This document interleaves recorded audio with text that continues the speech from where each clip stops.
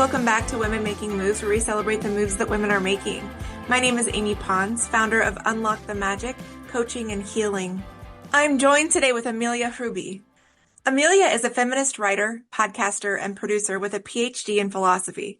She is the founder of Softer Sounds, a feminist podcast studio for entrepreneurs and creatives.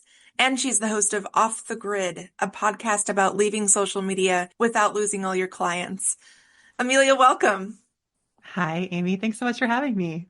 Leaving social media. Dun dun dun. I did it. The thing is, I did it. Yay! And then. Now there's the dun dun dun. Right. Because beautifully, after I left all things Meta earlier this year, and that felt really great. And then beautifully, my business came to a halt. And I was like, oh. And of course, I don't think it's only because I left Meta, but also it just was like a spotlight on some opportunities I have with helping people find me in their organic search and my website and things of that nature. So in true human form, I went back to Instagram. And so I'm sure you have heard this a million times. And I don't know, like some of my clients were like, Amy, I hear you, but like we need your light over here. So I was like, okay. So I came back for a little bit. I don't know, and we'll see how it goes. But that's where I'm at right now.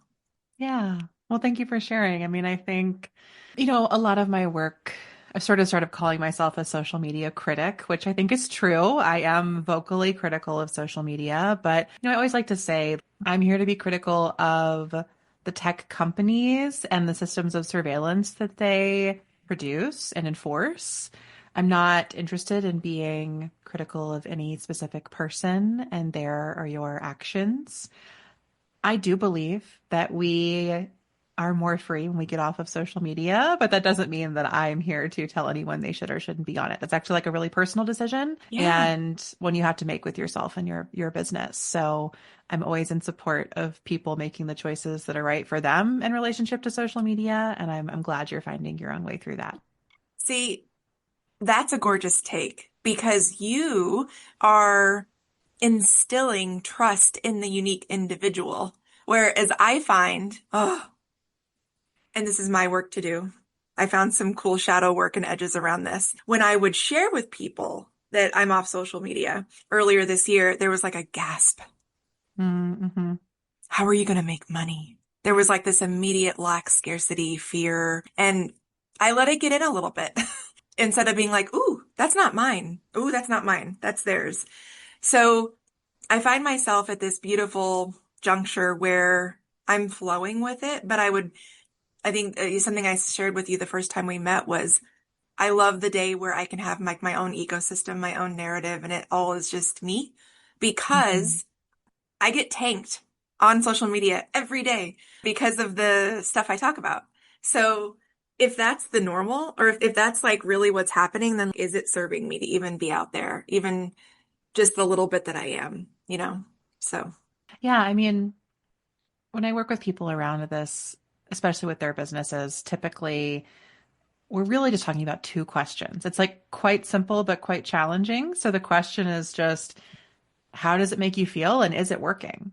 And those are really the two poles we're always kind of navigating and making the decisions around. yes. And so what I'm Ooh, hearing is like it feels bad, but it has been working. And so you have to decide between those things. And for a right. while, it felt bad enough that you were like, I'm leaving, even though it's sort of working, or perhaps leaving showed you the ways in which it was working. And now you're back and it still doesn't feel good. But this is an invitation to figure out what else works and set something else up and sort of maybe perhaps plan a different exit path than before if you so choose. Yeah.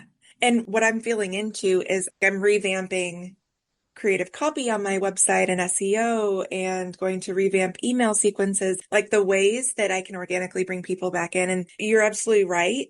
So what's interesting is that on Instagram, it absolutely does serve me. There are a few accounts that are such a light in this world, and I just like repost my stories. And that's kind of the bulk of what I do over there. But then people in my orbit read those stories, and I have reverberated out like this, like really good news. That feels nice. That was kind of missing in my daily world is like these quick hits of everything's okay. even Hmm. though I facilitate that, I work hard to facilitate that in myself first, but it was so nice. The one that comes to mind is rewelding for women. I love it so much because it's just like, oh, get back in your own skin, turn inward, especially in this time and space where we're at in the world. So anyway, I love that kind of stuff, but I will continue to trust if it doesn't feel good. And I'm totally there with LinkedIn. Like that does not feel good. And I'm totally tanked. It's absolutely what does serve. And I love the standpoint of it comes down to two questions. And I mean, the truth is I haven't had a lead from any social media since maybe February. So it's Yeah. like in the terms of quote unquote working for my business. I don't know. Yeah.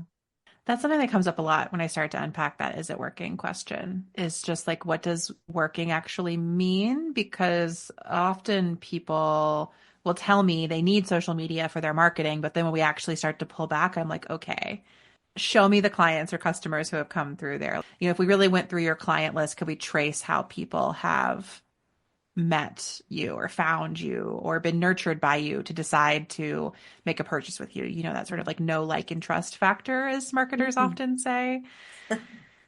And that helps just like understand what role we might think it's playing and then what role it's actually playing. And Mhm. so a lot of, what I do with folks, the very earliest iterations of my work were really around mapping creative business ecosystems and like what are your offerings and what are the channels and how do those interact? Like, because a lot of people are doing a lot of marketing, but it's not clearly connected to the things they sell.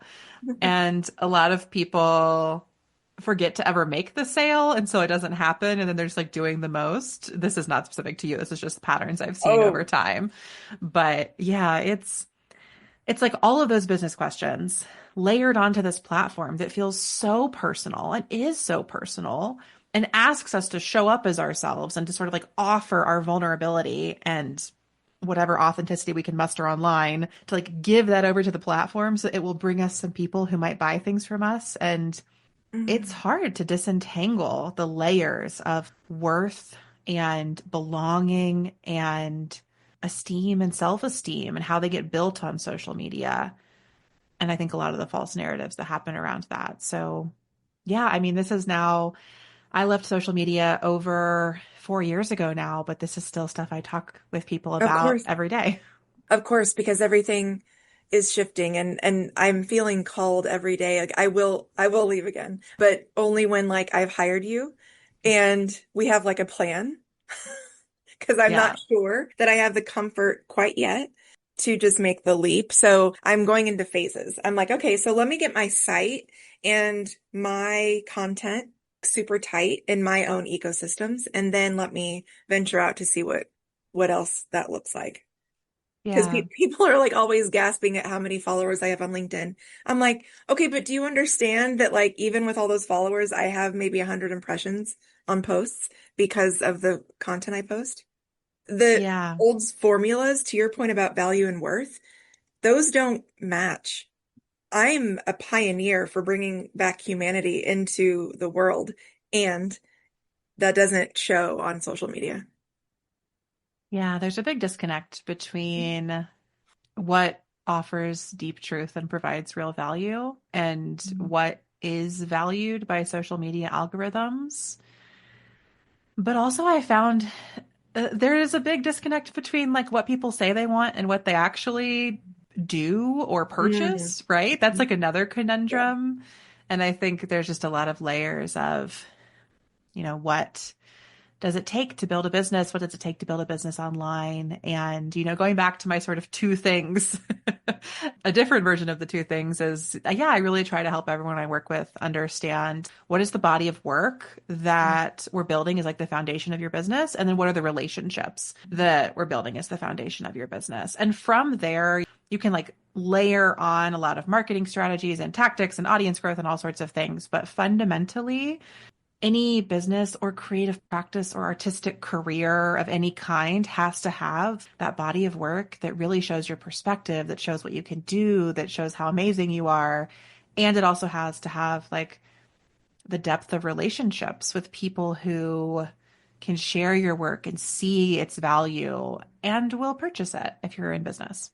Do you mean like a case study? Not necessarily. No, I mean, in terms of body of work, I mean, it can be anything. I think for coaches, demonstrating body of work can be challenging because your work happens interpersonally. But that's Yeah. where I think podcasts are great because coaches are great at asking questions like this, right? Also, I've seen a lot of coaches just like write really beautiful point of view essays, like really share their perspective or really work in public, like do their own self work in public so people can see it and witness it. And that becomes the body of work that they're building. But a body of work can be anything. For me, I it's see. obviously been podcast episodes and essays. For other people, it's books. For people, it's paintings. It can really be whatever the thing you do is, how do you put it online? Ooh, Amelia. Mm. So that's kind of the most fun part in my world. I raise the vibration of humanity.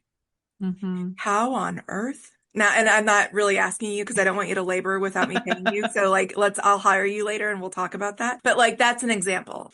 I am an energy healer and coach. So there's so much that is in the body. That's the whole point, is getting out of your head, off of the sheet of paper, off the screen and into your body. It's almost like I want to Hmm. take the magic school bus. You remember that from like Yeah. the 80s? I want to take the magic school bus and show people what energy looks like inside of them. That's what I want to do. That's my body of work. So when we figure out how to do that, let's do Hmm. that. Yeah.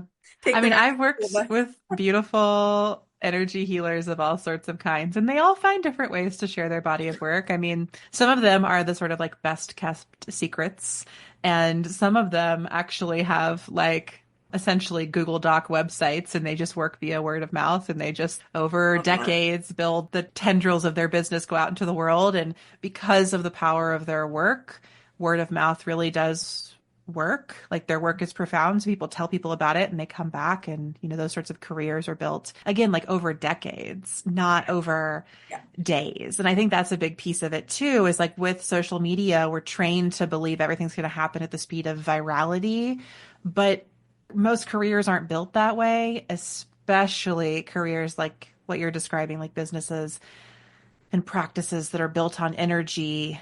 Like your work happens at the pace of like the universe, the cosmos, of nature, and that is not virality. It's not Mm, immediate. preach. I'm 2.5 years in, and I have been extremely fortunate and grateful that since I started my business, there hasn't been a month where I have not had clients or revenue. That's amazing. And I'm so grateful Hmm. for that. And being so in tune with my energy, I have been feeling since the beginning of the year, oh, June, everything's going to change. I was like, okay, okay.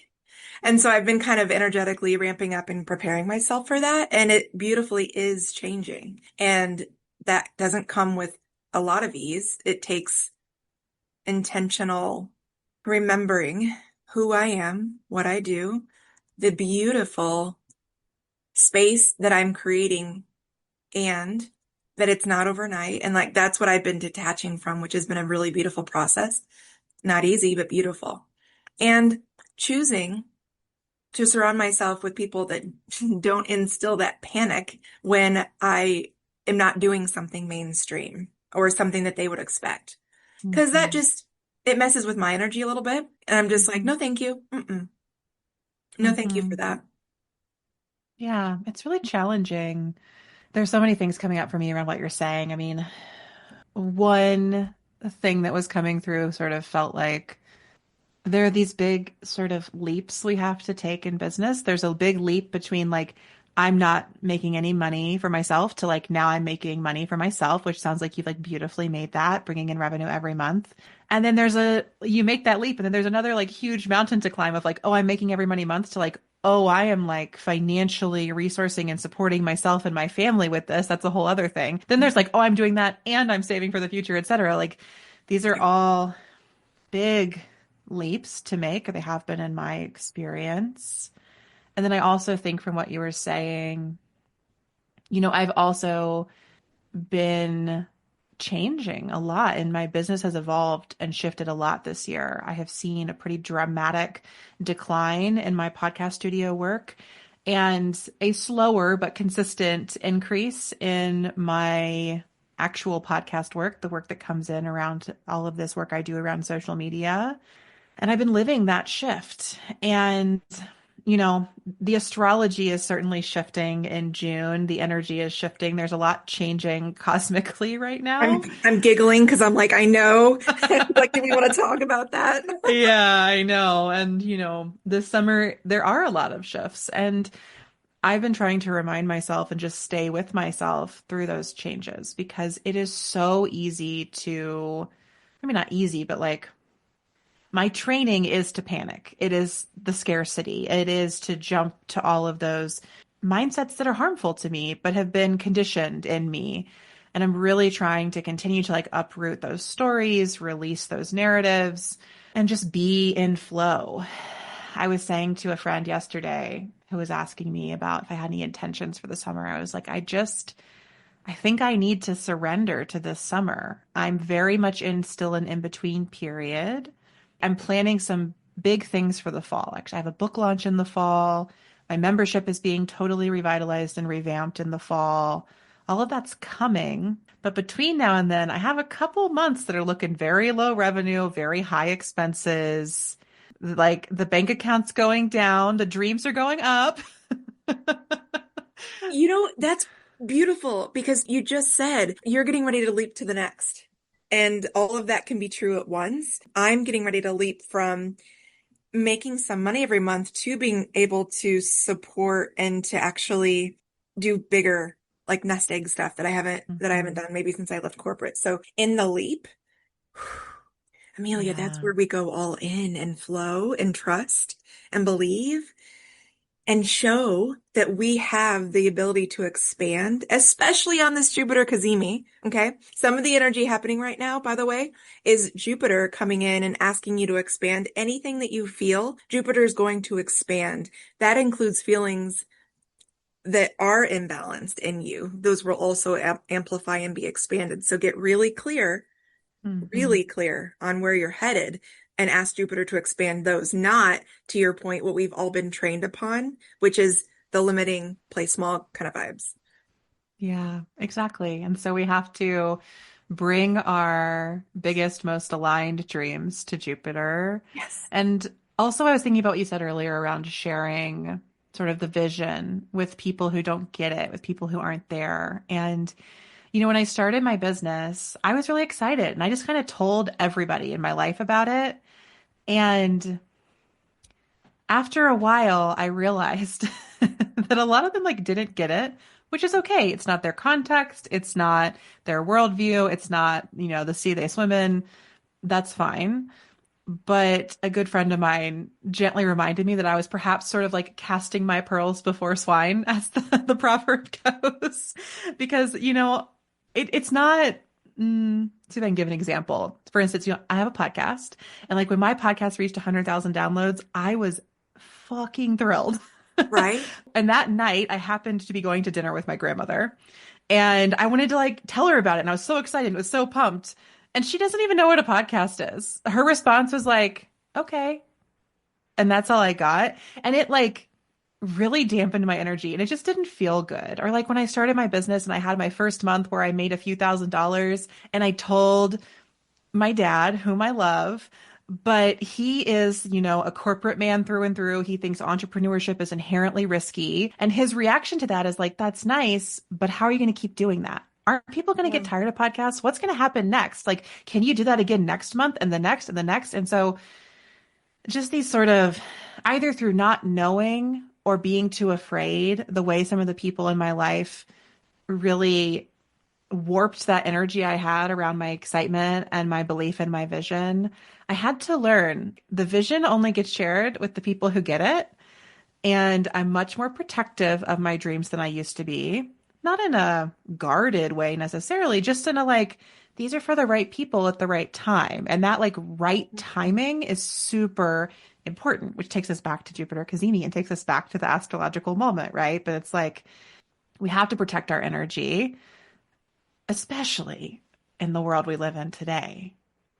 Can I tell you, when I left my corporate job and went from, high six figures to $0 overnight because I said today's my last day and I gave no notice. that very first month after I launched my LLC, and I wrote myself a check from my business account for, I think it was $1,200. Oh my gosh, Amelia. When's the last time any of us said that we earned something by simply existing as us? Hmm.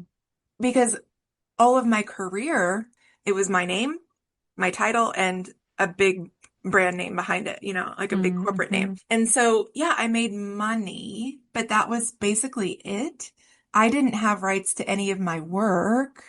And so, for the first time in my life, maybe since I like mowed lawns, which was that me or was that the mower? I don't know.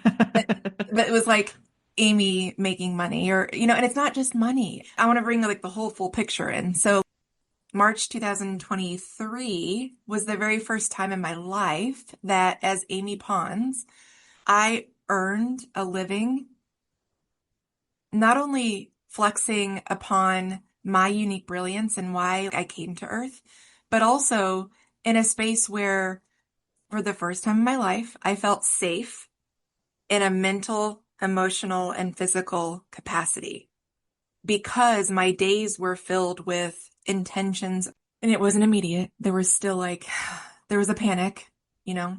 But that moment I wrote that check to myself and I put it into my bank account and I said, wow, I can do this. And it's me and I'm the value. Whoa. And to your point, I would share that number with somebody in my local pass squad and they're like, huh. And I'm like, oh, don't take the wind out of my sails. And I love what you're Hmm. saying so much. It's just being able to discern, not in a way that you have to cast everyone out of your life unless you need to. That's also a reality. But, choosing very carefully who you share your wins with and building your squad that celebrates, listen, your success criteria doesn't have to just be money. Did you feel peace today? Especially in this time and place when the world's at war and we don't know what's going to happen, all those things. I wrote an article this morning about being able to find your light and hold your light is the actual ask right now to be able to shift energy worldwide and beyond. And that's a hard thing to do right now if you're feeling beholden to what's happening. So I digress. I feel so resonant with what you said about sharing your wins and that allowing your success criteria to be different than what the bulk of your life likely looked like. Because I just rebuilt my success criteria, 2 years ago Yeah. versus 41 of saying this is what it is and this is what it is. And every time I talk to my parents still, they're like, how many clients do you have? Like that gives me like a panic inside. No, no, thank you. No, thank you to that because it's not about numbers to me. No, no. Yeah. My nervous system is getting worked up. Let me breathe. I think the biggest transformation for me around being self-employed, and we have quite different journeys because I was never in corporate. I've never had a full-time 9 to 5 job. Woo! I went straight from high school to college to graduate school, and I was like in academia and worked part-time jobs and worked at a restaurant and got grants to do random research things. And then I got my PhD, and then I had a part-time job, and then I started my business. Like that was my path. I I've love that. never, I love that. no one's ever given me health insurance until my partner got a full-time job 2 years ago. Like all of this, I've never had a 401k. I probably never will.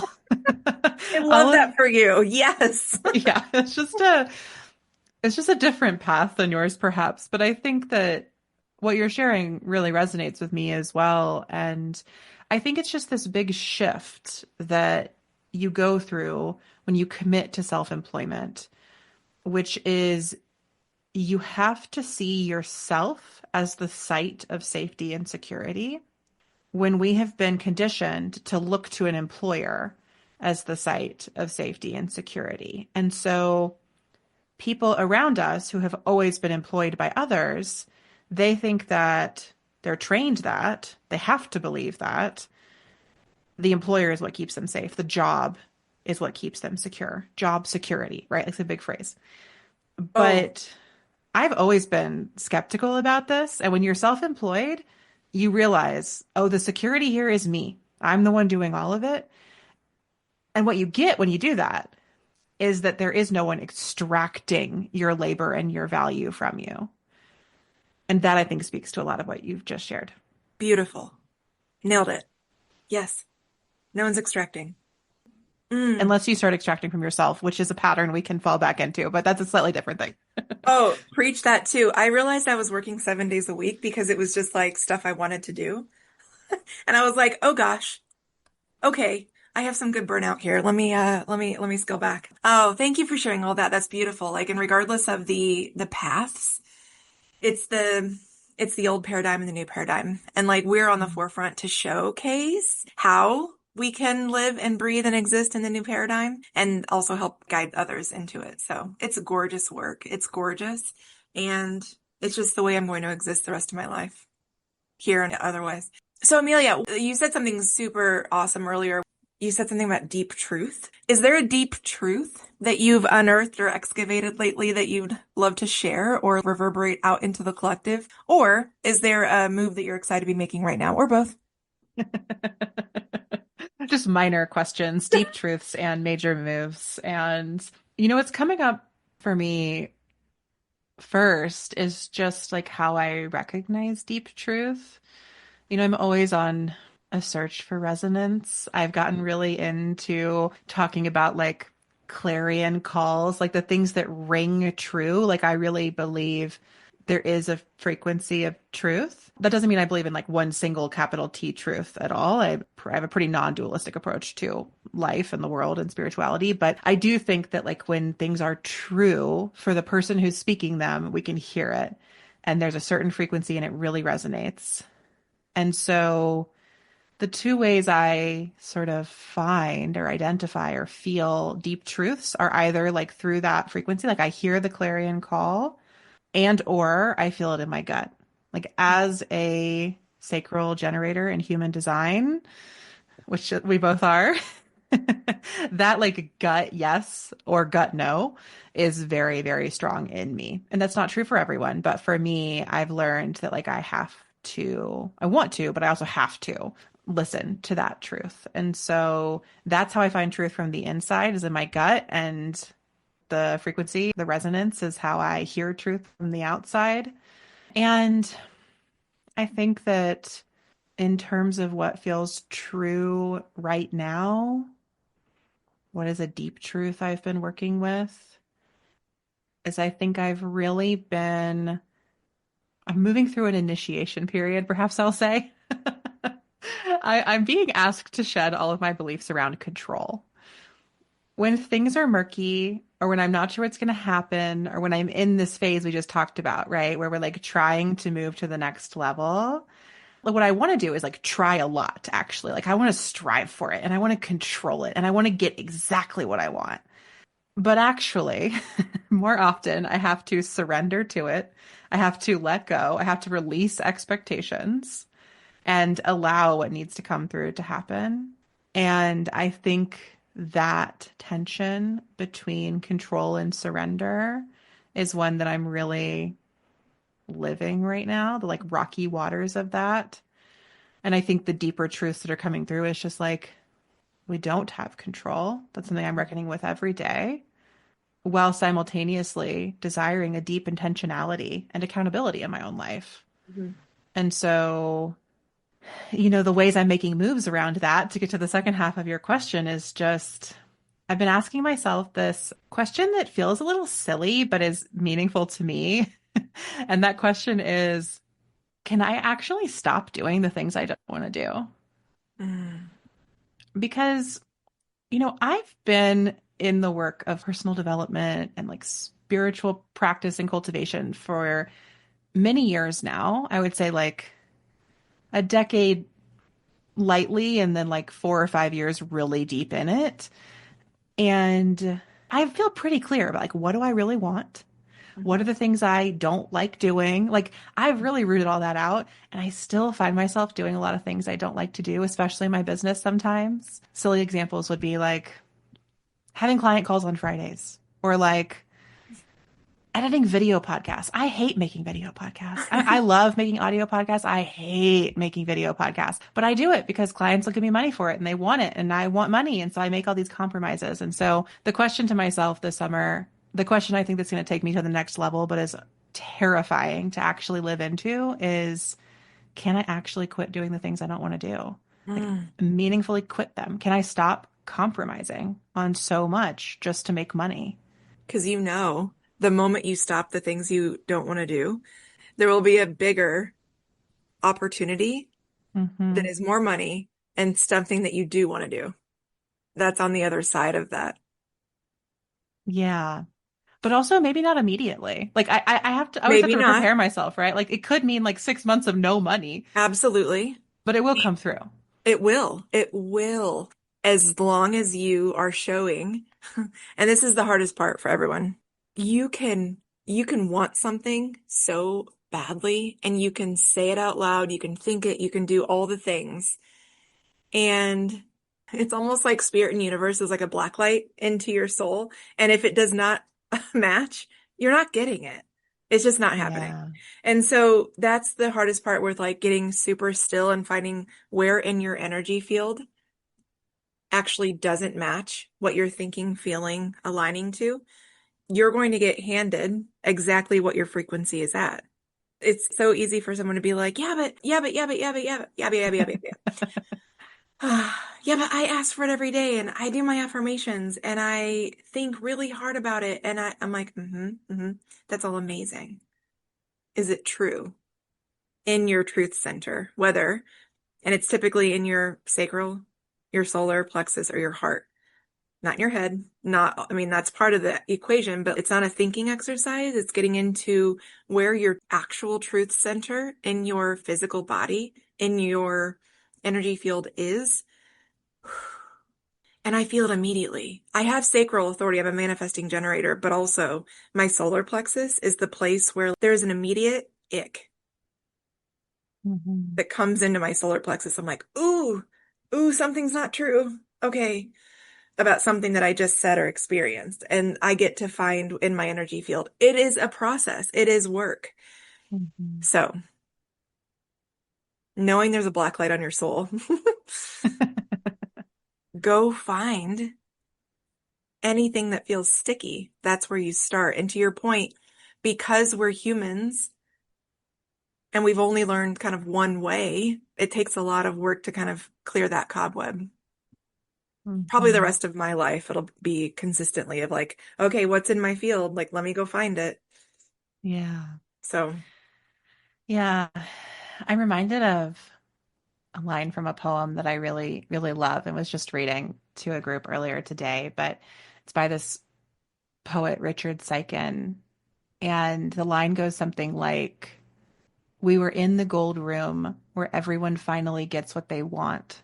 mm, So what do you want, sweetheart? And so often in my work with artists, with business owners, with friends, with myself, it just comes back to this question, what do you want? Not what do you think you deserve, not what do you think you have earned, not what do you think is possible for you, not what do you think you should want, but like, what do you want? and you know what is really the true desire underneath money, clients, success, wealth is actually calm, peace, a regulated nervous system, health, stability. Those are the actual desires. Would you agree? And Yeah, I was just thinking if do I agree? you're like, is that true for you? Well, because, and the reason I say that is because like when you get the dollars, when you get the clients, when you get the X, Y, and Z, your nervous system might calm down a little bit. So Hmm. can you get to like what you're really wanting? Which, what if it's actually not through money and clients? Could be, but that's part of releasing the how and the what and the when. And Hmm. trusting that if you zero in on what you do truly desire, which is, let's say, a regulated nervous system, can you give full autonomy to the universe to hand that to you? And can you trust in that, Hmm. no matter the form? Yeah. Ooh, you're Yeah. sitting with this. Ooh, I love it. I think I mean, the surrender is a big piece for me, giving it to the universe. I also very much believe in aligned action. Like I really do see it as a almost like an agreement. It's For like sure. my job is to like figure out what I want and act in alignment with those things, and then I can ask the universe for things. Or like then I can write the affirmations that might actually bring that to me. I can manifest whatever it may be. Manifestation is not a big part of my personal practice, but I do love to root into intention, connect Mhm. that with action, and like align that with my values. And like that alignment, that coherence, I think is sort of what manifestation is. The thing that was coming up for me when you're like the desire beneath the desire for clients and money, I think that you're right. I think what a lot of people want is stability. And I think that still comes from that old training of like what we should get through work is money, and what we should get from money is safety, and what we get from safety is stability or something in that triangulation. But what immediately came through for me was like, oh, I don't want stability and nervous system regulation. I actually want like more openings toward awe. I want more Oh, awakening. I want more wonder. ooh, I want more meaningful disruption of my day to day. Like when I'm really in like the drudgery of my work as a job, I have no access to those things. Everything's so mundane. I'm just toiling to make money. And what I want, I think the first version of my business gave me all that stability so that I could heal my nervous system, so I could get to understand what regulation feels like. And now I'm like, this isn't it. The point's not to be regulated all the time. The point is to like get here so it's my home base, and then I can actually get to the higher level sublime feelings and awakenings and wonder. yes.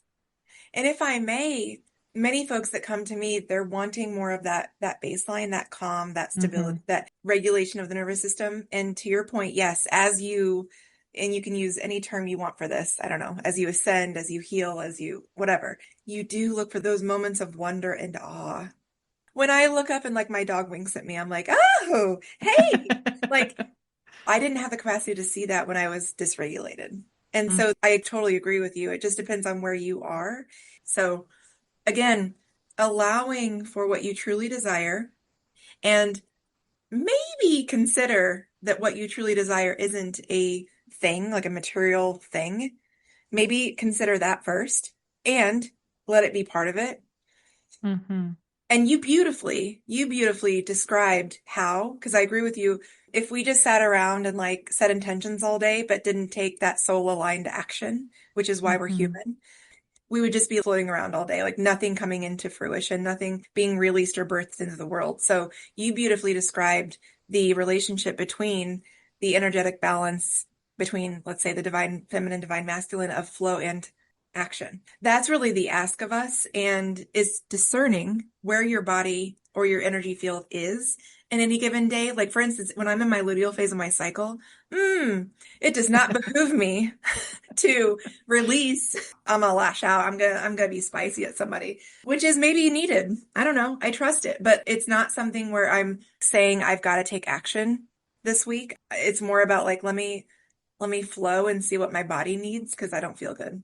Yeah, exactly. I think in our society, we are conditioned to act, or we're like told we should be acting, like being the actor, doing things, we're supposed to be doers, right? And Yeah. so learning when to rest or to be instead of do or to flow, as you put it. I mean, that is a skill in and of itself. And, that's a dynamic I work with a lot within myself. Like as an Aries sun Capricorn rising, it is everything in me to do stuff.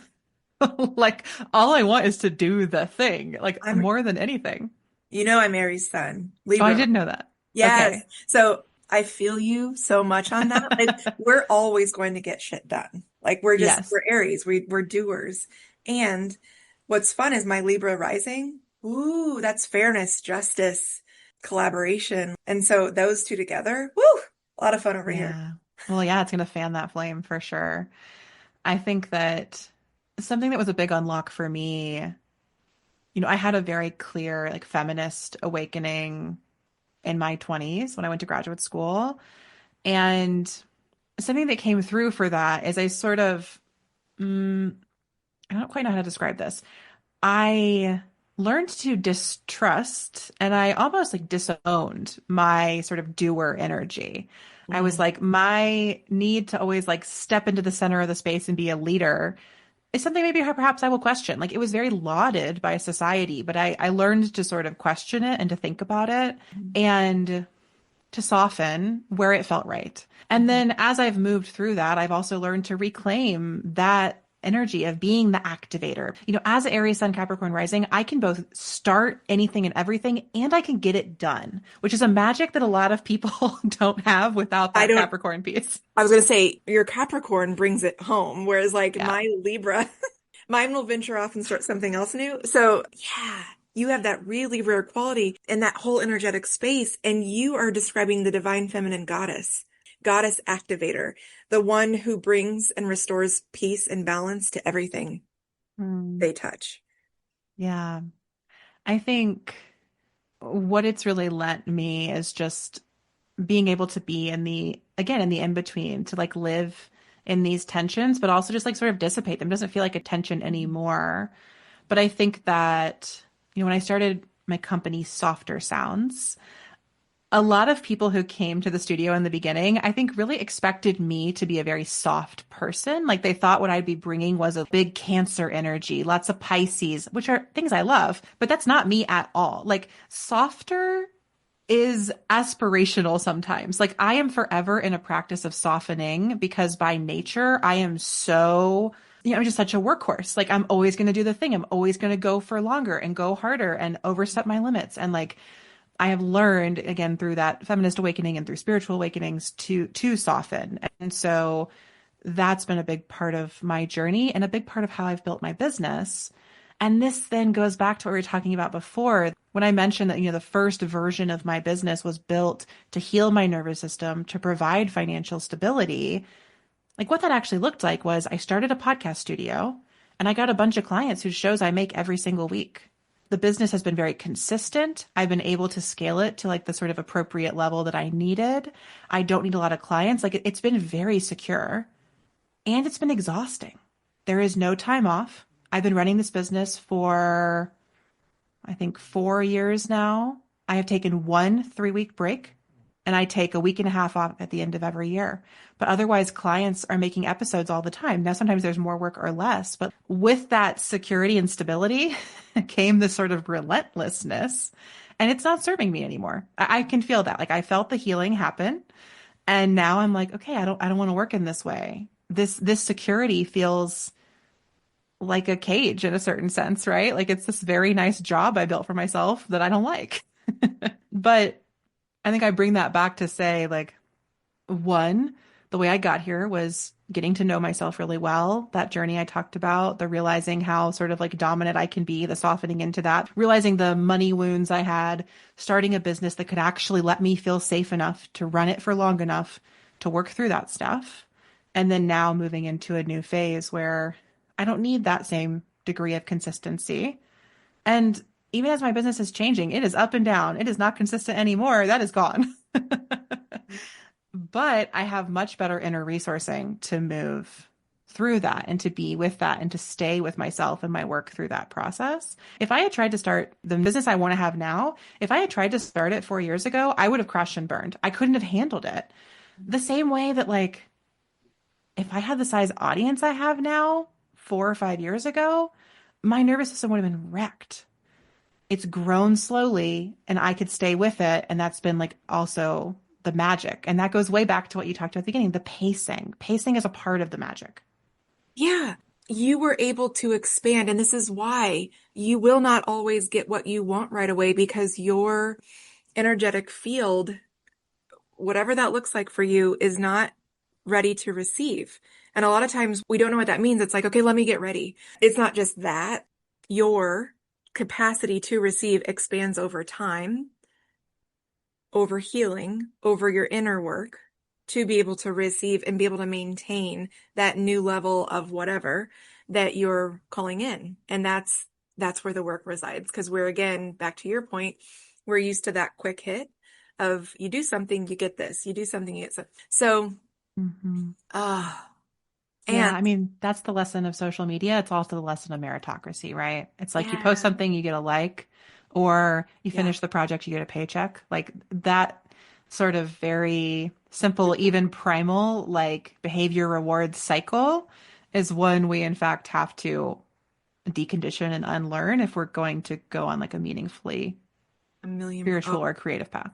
yes, let's do it, Amelia. And you, the energy that you're describing that you're at these days, simply by existing, you hold that vibration to neutralize or dissipate that tension or the old paradigm that's around you. And that's what I'm trying to also reverberate out into the world, that right now in this time and space, it's more of an energetic ask of how we navigate or help move us all into the new paradigm is by existing and trusting into that new way, which is actually from a place of love flow, so that we can take a soul aligned action into the new. So, and a lot of people are like, what is that? I'm like, well, let's chat more. So, Amelia, as we start to wrap up, where can we find you? And is there something you'd like to share around anyone, everyone that's listening that are like, I couldn't possibly get off social media,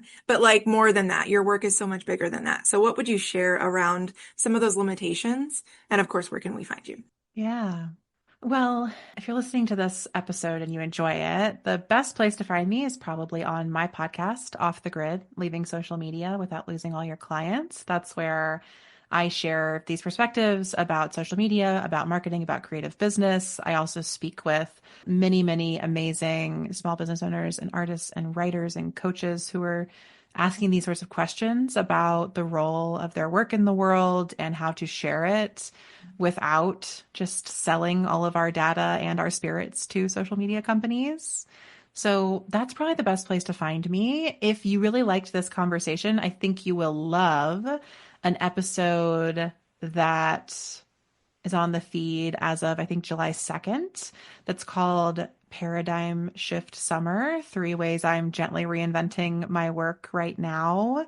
And in that episode, I talk about, frankly, all of these themes and how I am sort of reimagining my business and my creative practice as more simple, specific, and spiritual this summer. So if you liked this conversation, you will love that episode. Go there first and then explore the feed however you like. But yeah, Amelia, how gorgeous. We were introduced over a year ago. How gorgeous is it that the amount of orchestration and weaving it took for us to come together in this exact space and time? Whereas this episode will go live and then that exact conversation will go live. yeah, it is pretty magical. Right? So I just have to Yeah. share that little spark or that glimmer. No, I love that. I definitely feel like we dropped in together in very perfect timing with this Jupiter Cazimi, because even in our previous call, we didn't get to this depth or this clarity together, which I really appreciate. And then for folks listening, if you are feeling the pull to leave social media, I give you once again those two questions. How does it feel? And is it working? And those can apply to you whether you're just a user of Instagram or TikTok or Meta or X or Facebook or whatever you're on, or if you're a business owner, how does it feel? It's gonna be a personal question. Is it working? Could be, is it working for your business, or is it working for your relationships, or is it working for your body? Like you can construe that however you like, but I think those two questions are a good starting point.